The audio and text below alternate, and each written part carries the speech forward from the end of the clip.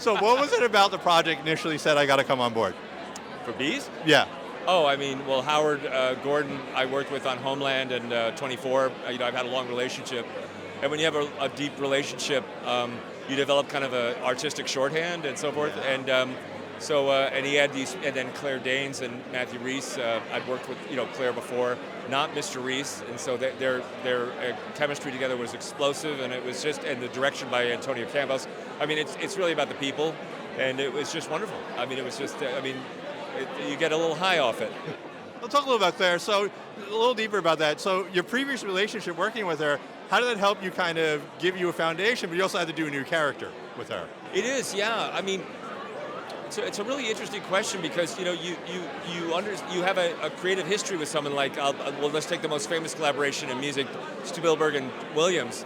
They do such different things together, but they have a heart center together. They share sort of a real love and connection for one another, and my affection for Howard and his storytelling talent and so forth, our willingness to kind of experiment and try different things, and to do so in a really creative space that really helps. I mean, having long relationships, I think, is really great for shows.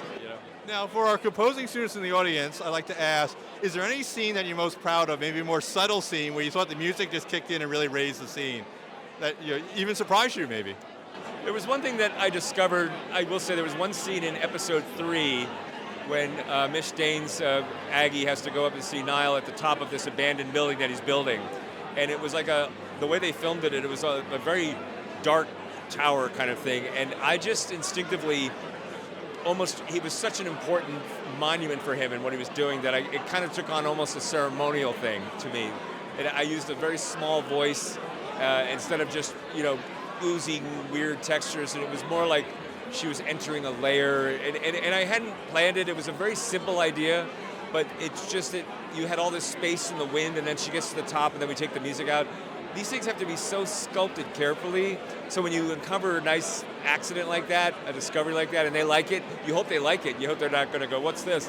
So anyway, that's among many things. There's another thing when she takes a phone call at the end of episode 1 and she's freaking out and she's panicking. I did some things with flutes that I was hoping would do well with these jagged flute sounds, and they work. You don't know, man. We do our best.